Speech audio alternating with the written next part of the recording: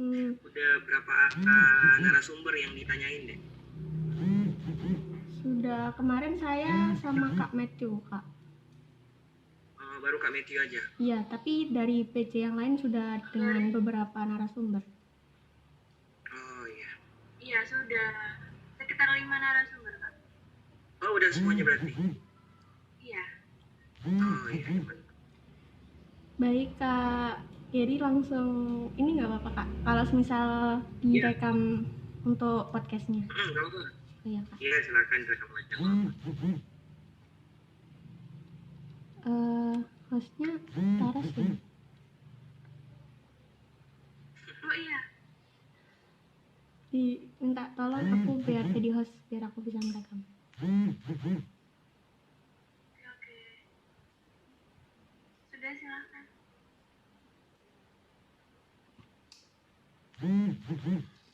Baik, Kak. Selamat sore, Kak Geri. Iya, sore deh. Yang mau tanya dulu nih tentang kabarnya Kak Geri hari ini gimana? Alhamdulillah, kabar kakak sehat terus deh. Kabar adik-adik gimana? Alhamdulillah, Kak juga sehat. Alhamdulillah. Terus dari Kak Geri ini udah memasuki hampir 2 bulan kuliah daring ya, Kak. Terus kesibukannya di kuliah daring akhir-akhir ini ada apa aja ya, Kak, kalau boleh tahu? Iya.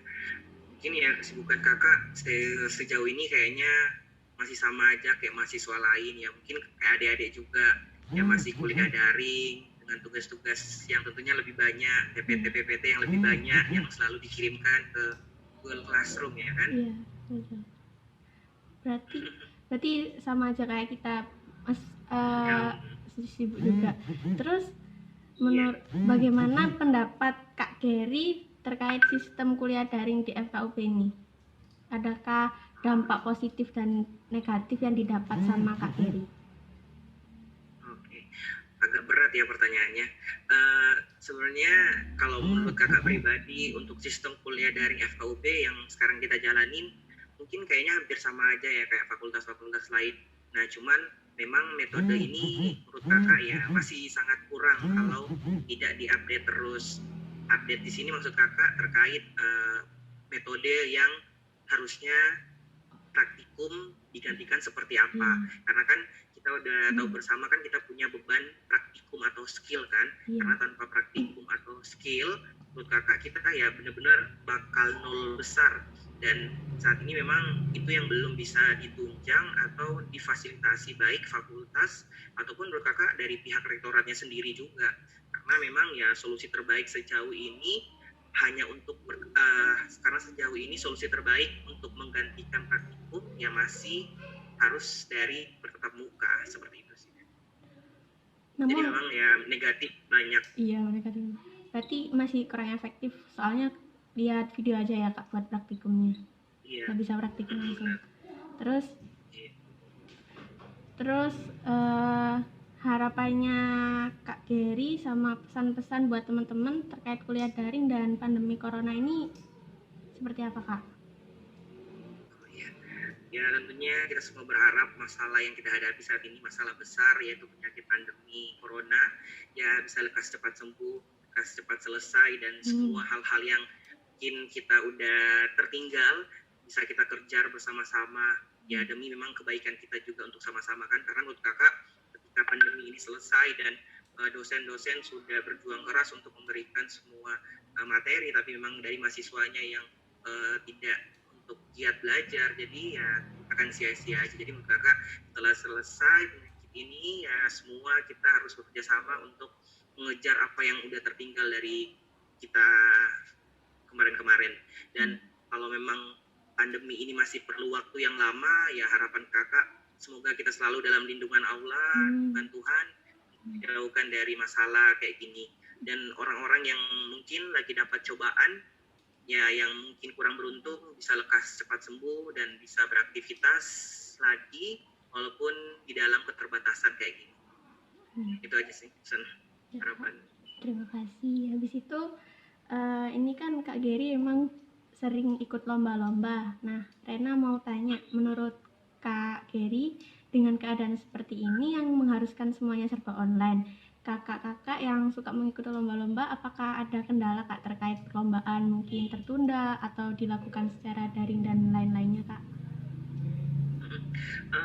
Kalau dari kakak pribadi sejauh ini alhamdulillah uh, mungkin kendala untuk mengikuti lomba itu ya tidak terlalu besar, karena untuk kakak sejauh ini kendala yang paling ada dari setiap lomba itu masalah teknis, yaitu masalah presentasi aja. Mungkin memang ada beberapa lomba yang dia dimundurin, dan menurut kakak itu adalah suatu keuntungan buat kakak buat mikir lagi kan, oh kemarin gak ketinggalan nih, harus diperbaiki nih, yang ada tulisannya jelek diperbaiki. Nah, menurut kakak itu suatu keuntungan. Jadi mungkin suatu hal yang negatif yang kakak bisa dapetin dari lomba online ini yaitu masalah teknis saat presentasi, yang seharusnya saat kita presentasi offline bisa menyampaikan secara mudah, memahamkan para juri, para penonton secara mudah, tapi dengan kita presentasi secara online, live online, ya sulit kan, Dek, kan apalagi kita tahu banyak masalah jaringan, nge-lag. Jadi kayak kita punya usaha besar untuk bagaimana cara kita menjelaskan ke dosen atau juri supaya mereka paham. Itu aja sih, ya suatu keuntungan dan ada kerugiannya juga. Iya bener banget. Terus yang kedua, pertanyaannya ini tentang rata-rata mahasiswa KUB ini mengeluh tentang kuliah daring, semakin banyak tugas daripada kuliah secara tatap muka. Bagaimana pandangan Kak Gary terhadap hal tersebut? Sebelumnya suara kakak tadi kedengar jelas kan, nggak terlalu cepat kan? Enggak Kak. Jadi pertanyaan tadi ya, mengeluh ya karena tugas terlalu banyak dibandingkan sama tatap muka ya. Ya gini ya, menurut kakak pribadi untuk masalah ini kita kembalikan dulu ke diri kita masing-masing. Karena tuh kita harus sadar situasi ini, kondisi ini pasti kita tidak ada yang mau. Jadi ya kita harus memahami bahwasanya terkait tugas yang banyak dibandingkan saat tatap muka, mungkin itu adalah metode atau cara yang dijadikan solusi bagi dosen sebagai pengganti praktikum, agar kita yang walaupun tidak praktikum secara langsung tetap bisa memahami secara benar praktiknya. Ya karena menurut kakak pasti dosen sudah memikirkan hal-hal seperti ini, dan tentunya kakak yakin dosen-dosen tidak hanya tinggal diam juga, dan ya pasti terus mencari solusi gimana baiknya untuk kita semuanya. Jadi ya kita kembalikan ke diri kita masing-masing, evaluasi diri, kita pahami bahwasanya ini adalah metode terbaik yang diberikan dosen agar kita bisa tetap memahami praktikum walaupun kita tidak praktikum secara langsung. Seperti itu sih menurut kakak. Menurut Kak Gary, sebagai mahasiswa prodi ilmu keperawatan, apakah sangat efektif kuliah daring seperti ini? Apalagi adanya informasi yang diberitahukan oleh Menteri Nadiem Makarim kemungkinan bisa sampai Desember. Sedangkan di keperawatan harus lebih banyak tatap muka dan skill. Bagaimana Kak menurut Kak Gary? Ya, benar apa yang disampaikan adik Rena.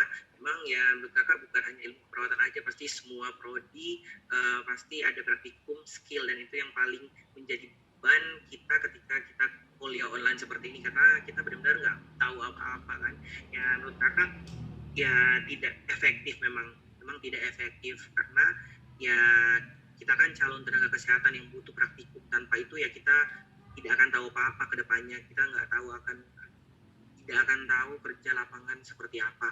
Nah tapi menurut kakak kalau memang kita bakal seperti ini sampai akhir tahun, namun dengan suatu alasan yang dapat dipertanggungjawabkan dari menteri, ya kakak dan adik-adik dan kita seharusnya harus jalanin, karena ya mau kayak mana lagi kalau memang lagi ada situasi kayak gini, masih ada corona di mana-mana. Ya kita harus tetap jalanin walaupun ya masih kurang efektif. Tinggal kita aja yang mengubah tidak efektif itu menjadi efektif. Kayak contoh apa? Kayak contoh adik belajar mandiri, kayak contoh udah dikasih video praktikum, mungkin bisa dicari video praktikum yang lainnya ya di YouTube. Sekarang kan mudah sekali untuk mengakses suatu informasi, apalagi ada YouTube kan. Jadi walaupun tidak efektif, tinggal kita yang memodifikasinya jadi efektif. Iya.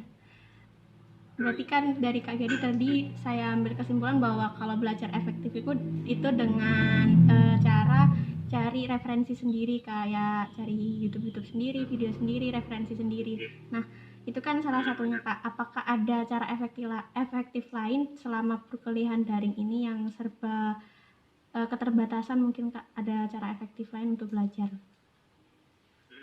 Kalau dari kakak pribadi sih, ya kakak nggak munafik ya, pasti kakak juga maaf ya ada suara yang ya kakak nggak munafik ya pasti kakak juga nggak terlalu banyak belajar gitu ya, pasti intinya hanya belajar dari apa yang dikirimkan dari PPT atau mungkin dari video, mungkin ya hanya 1 atau 2 video kakak cari lagi di YouTube terus kakak nonton. Mungkin saat dosen ngirim pasti kan videonya mungkin agak sulit ya, apalagi pasti bahasa Inggris kebanyakan dosennya ngirim ya, mungkin ada solusinya bisa cari video di YouTube atau cari SOP di Google yang lebih dipahami, kayak contoh pakai bahasa Indonesia. Jadinya ya efektif atau tidak efektifnya kakak bilang lagi, kita harus modifikasinya, kalau bukan dari kita ya siapa lagi gitu ya kan.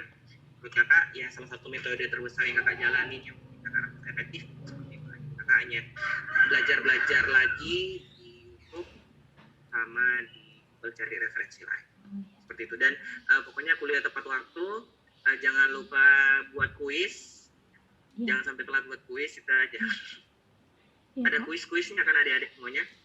Ya ada Kak, ya, sering banget apalagi kuis. Kalau IDK mungkin itu aja pertanyaannya Kak dari saya. Terima kasih banyak Kak Gary. Mohon maaf apabila ada kurang lebihnya, soalnya baru banget buat ikut podcast. Kakak juga mau ucapin mohon maaf ya kalau kakak ada salah kata dalam berpendapat. Mungkin kalau ada masukan setelah adik publish podcastnya bisa dikasih tahu ke kakak juga. Terus buat adik-adik terima kasih udah bisa percaya kakak untuk jadi salah satu narasumber. Dan buat adik Rena, adik Anissa, adik Melati udah bagus kok semua teknis yang adik lakuin untuk hari ini. Kakak bangga. Terima kasih Kak Gary. Terima kasih Kak. Baik. Terima kasih Kak. Ya kakak udah boleh keluar ya. Iya Kak boleh. Terima kasih banyak Kak Gary. Assalamualaikum warahmatullahi wabarakatuh. Waalaikumsalam.